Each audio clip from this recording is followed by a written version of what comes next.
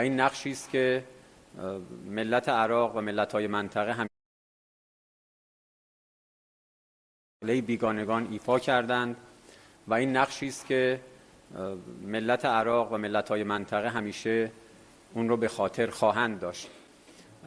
من فکر می‌کنم همه کشورهای منطقه، همه کسانی که دغدغه انسجام ملی برای کشورهاشون، دغدغه امنیت در منطقه برای کل کشورهای منطقه و محیط پیرامونی دارن، حتما از تحولات 3 ماهه اخیر، حداقل میتونیم بگیم تحولات 2 سال، ولی حداقل تحولات اخیر 3 ماهه اخیر درس گرفتن، به ویژه تحولاتی که در 24 ساعت اخیر اتفاق افتاد. و فکر میکنم که هیچ ملتی، هیچ بخشی از کشورهای منطقه دوست ندارن که حکایت شیر عاشق که یکی از نوشته های ژان دو فونتن فرانسوی است در موردشون مصداق پیدا بکنه. العربی.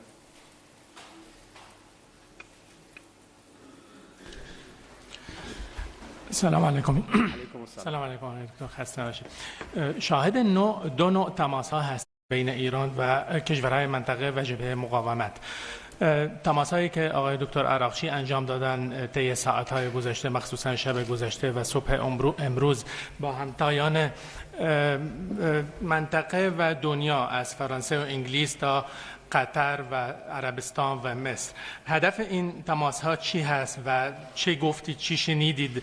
و تماس‌های دیگه، تماس‌های اعلام نشده در درون جبهه مقاومت که نتیجه انصارالله در مورد دریای سرخ همین 1 ساعت گذشته، آیا جنگ فراتر از منطقه خواهد بود با توجه به تهدیدهای جمهوری اسلامی که قبلا ممکنه به دریای مدیترانه و دریای سرخ هم برسه؟ خب تماس‌های اعلام نشده که حتما ادامه پیدا خواهد کرد. تماس‌های اعلام شده هم خیلی روشن هست. دلیلش این هست که جامعه بین‌المللی و کشورهای منطقه متوجه وضعیت خطرناکی که رژیم صهیونیستی داره بر منطقه ما و بر کل صلح و امنیت بین‌المللی تحمیل میکنه باشند. دنیا باید بداند که اتفاقات کنونی نتیجه مستقیم قانون شکنی و نقض فاحش اصول منشور ملل متحد توسط آمریکا و رژیم صهیونیستی است. بی‌عملی و بی‌تفاوتی کشورها در برابر رویکردهای تجاوزکارانه رژیم صهیونیستی فقط تبعاتش به منطقه ما محدود نخواهد شد. در نظر داشته باشیم که نسل کشی استعماری در غزه کماکان ادامه داره، منتها به دلیل کشتار خبرنگاران، به دلیل فشارهای آمریکا و رژیم صهیونیستی بر رسانه‌ها شاید کمتر گزارش میشه. خب بی‌تفاوتی کشورهای اروپایی، بی‌عملیشون در برابر اقداماتی که در غزه اتفاق افتاد باعث شد رژیم صهیونیستی جری بشه، در لبنان به دنبال تکرار این اقدامات باشه و الان در بقیه کشورهای منطقه. همه باید نگران باشند در رابطه با احتمال گسترش دامنه آتش و تنها راهش هم این هست که همه دولت‌ها، همه کشورهایی که مدعی حمایت از حاکمیت قانون و حقوق بین‌الملل هستند به مسئولیت‌هاشون عمل بکنند در رابطه با رژیم صهیونیستی و آمریکا. ایران. سلام جناب سخنگو، وقتتون بخیر باشه. آقای بقایی، شاهد هستیم که تحولات نظامی که بین ایران و اسرائیل در 24 ساعت گذشته اتفاق افتاده همزمان با سفر فرستاده پاکستان به ایرانه. و من سوالم مشخصا اینه که یکم از منظر سخنگوی هیئت مذاکره بفرمایید که اهداف سفر ایشون در روند تبادل متن بین ایران و آمریکا چه هست و آیا اساساً ارتباطی به اتفاقات نظامی که بین ایران و اسرائیل میفته داره یا خیر. و ممنون میشم بفرمایید با توجه به این اتفاقات نظامی که رخ داده آیا این روند و جنگی که محدودی که بین ایران و اسرائیل صورت گرفته روی تبادل متن بین ایران و آمریکا در روزهای آینده اثر خواهد گذاشت یا خیر؟ ممنونم از من فکر می‌کنم به سوالتون جواب دادم. فلسفه وجودی این مذاکرات، این گفتگوها اطمینان از خاتمه جنگ در منطقه به شمول لبنان بود. رژیم صهیونیستی با این اقداماتی که انجام داد، با اطلاع یا بی اطلاع آمریکا، با خواسته یا بدون هماهنگی با آمریکا که ما معتقدیم اساساً قابل تصور نیست بدون هماهنگی با آمریکا بوده باشه، هدفش چیزی نیست جز تخریب هر روند دیپلماتیکی. بنابراین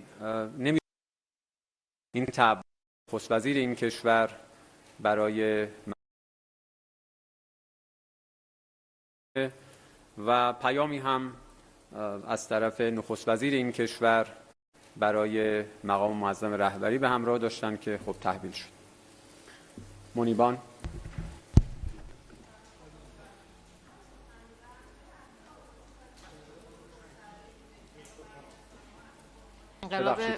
میشه تکرار بفرمایید؟ بله. در هفته‌های اخیر آلبانی شاهد اعتراضات گسترده‌ای بوده که به هر حال برخی رسانه‌ها از اون به عنوان انقلاب فلامینگوها یاد کردن. نخست وزیر آلبانی هم مدعی شده که ایران در این بحران نقش داشته. مشخصا می‌خواستم ارزیابی شما را از تحولات داخلی در آلبانی و اعتراضاتی که حالا مردم نسبت به حضور شرکت‌های شهرک‌ساز متعلق به رژیم صهیونیستی در این کشور دارن بفرمایید. ایران را متهم کردن. خب شاید خواهند گفت که فلامینگو هم احتمالاً ماموران امنیتی ایران بودن. ببینید این ادعاها علیه ایران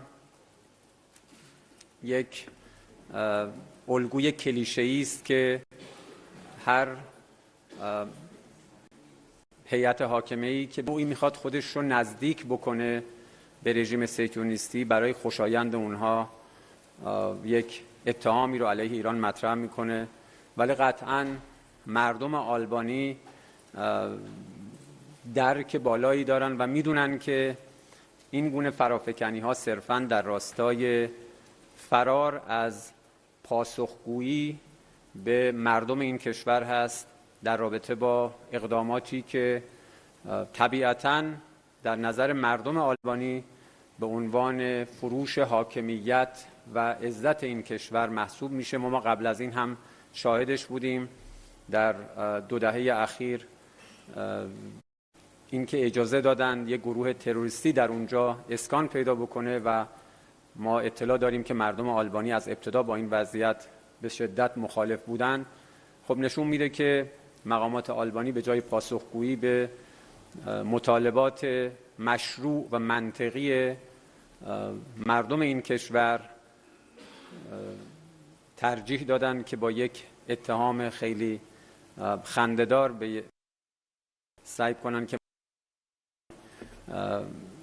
مخدومه بکنن. قطعاً مردم آلبانی فکر میکنم فهیمتر از این هستن که چنین ادعاهایی رو بپذیرن. پرستیوی. Thank you very much, Mr. Spokesman. Now, I'm going to quote a viral post. This is from Lindsey Graham. I'm going to South Carolina asking them to send their sons and daughters to the Middle East, to all the isolationists. I'm not with you. I'm with Israel. We must move everything we have to Israel. This is part of the remarks made by Lindsey Graham, the person who is known to be the godfather of warmongers in America and a supporter of Israel first. And in an interview with Fox News, he made these remarks. The video has gone viral in the United States, and many people are saying that they cannot even believe that he actually said these things on American television. So what is your assessment of these remarks, especially given that in the past 24 hours of the developments, the U.S. president has pretended that America's interests at this stage, reaching an understanding with Iran, are more important to him than Israel? جناب سخنگو ممنونم از فرصت که دادید. این قسمت رو که براتون میخونم یه بخشی است که وایرال شده. من به کارولینای جنوبی برمیگردم و از اونها میخوام که پسران و دخترانشون رو به خاورمیانه بفرستن. خطاب من به تمام انزوا طلبان این هست که با شما نیستم، من با اسرائیل هستم و ما باید هر آنچه که داریم به اسرائیل منتقل بکنیم. این بخشی از اظهارات لینزی گرام هست که به عنوان پدرخوانده جنگ طلبان در آمریکا شناخته میشه و حامی شعار اول اسرائیل هست و در مصاحبه با فاکس نیوز این اظهارات رو بیان کرده که البته در آمریکا وایرال شده و خیلی ها میگن که باورشون نمیشه که چنین حرفایی در تلویزیون زده ایشون. ارزیابی شما از این اظهارات چیه، به خصوص که در تحولات شبانه روز گذشته رئیس جمهور آمریکا گفته که در این مقطع که امکان حصول تفاهم با ایران هست براش این موضوع مهمتر از اسرائیل؟ اصولاً یکی از گرفتاری‌های هیئت حاکمه آمریکا و سامانه تصمیم سازی و تصمیم گیری در آمریکا همین هست که در چنبره مجموعه‌ای از محافل و افراد به شدت جنگ طلب و بی اخلاق گرفتار شدند و توانستند در طی 2-3 دهه گذشته دیدگاه‌های جنگ طلبانه خودشون رو فارغ از منافع ملی آمریکا و هزینه‌هایی که این جنگ‌های بی‌پایان بر مردم آمریکا تحمیل می‌کنه به پیش ببرند. ما شاهد مخالفت‌های روزافزون هستیم در جامعه آمریکا با جنگ طلبی آمریکا. هیئت حاکمه فعلی آمریکا ادعا داشت که می‌خواد به جنگ‌های بی‌پایان پایان بده، اما می‌بینیم که تحت تأثیر همین محافل جنگ طلب عملاً آمریکا را باز هم وارد جنگی پرهزینه در منطقه ما کرده. جنگ فقط بحث هزینه‌های مالیش نیست. یه مشکلی که باز در سطح تحلیلی در آمریکا و منابع غربی وجود داره این هست که پیامدهای اخلاقی و انسانی جنگ رو به راحتی به کنار میگذارن. این جنگ فقط بحث هزینه نظامی و مباحث مرتبط با شکست و پیروزی در جنگ نیست، بلکه پیامدهاش از حیث نقض فاحش